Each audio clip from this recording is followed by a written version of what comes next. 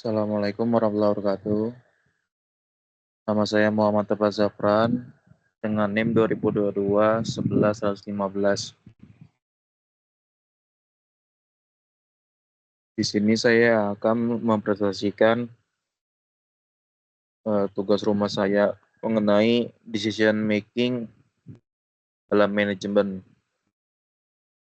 Ya, jadi pengambilan keputusan dalam manajemen adalah pengambilan keputusan merupakan jantung dari manajemen. Semua proses yang berkelanjutan dalam setiap organisasi.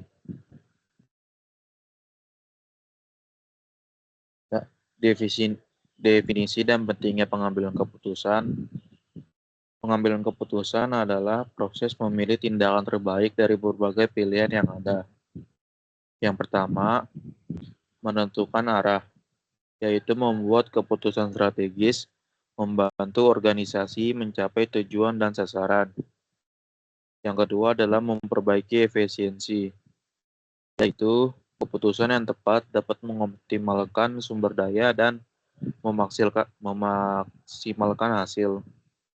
Yang ketiga adalah mengatasi tantangan, yaitu membuat keputusan yang tepat dan efektif dalam menghadapi perubahan dan masalah. Lalu jenis-jenis pengambilan keputusan itu ada 3. Pertama, pengambilan keputusan dapat dibagi menjadi beberapa jenis berdasarkan karakteristik dan konteksnya. Pertama adalah strategis, yaitu berfokus pada tujuan jangka panjang, menyangkut visi dan misi organisasi.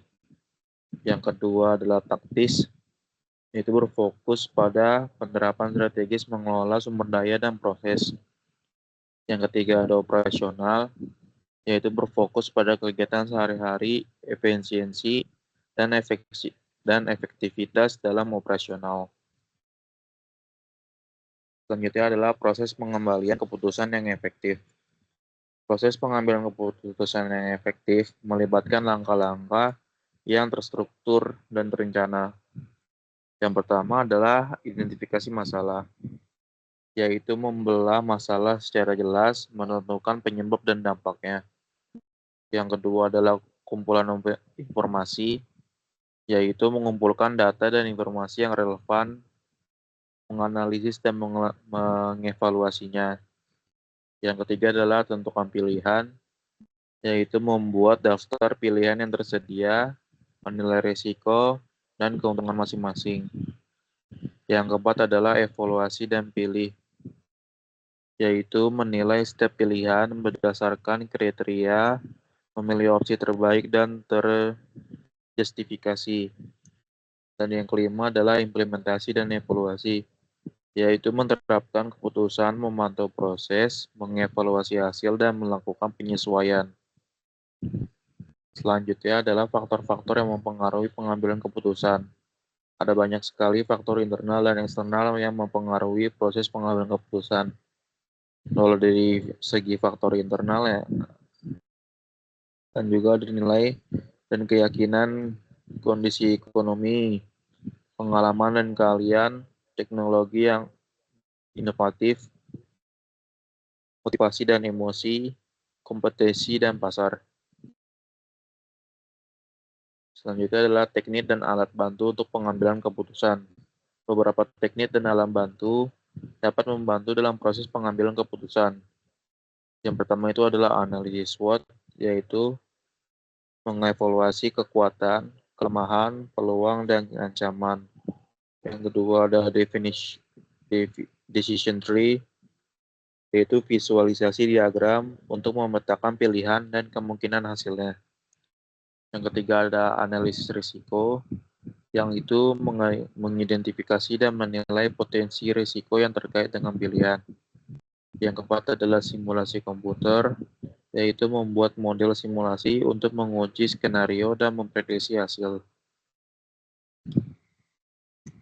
Selanjutnya adalah tantangan dan kendala dalam pengambilan keputusan.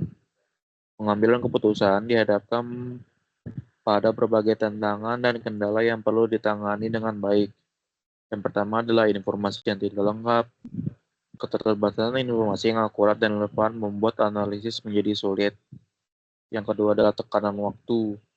Membuat keputusan yang cepat dan tepat tanpa cukup waktu evaluasi yang mendalam itu sangat susah. Yang ketiga adalah konflik kepentingan. Perbedaan perspektif dan tujuan antar pihak mempersulit konsensus. Contohnya dalam kehidupan nyata yaitu adalah perusahaan kecap.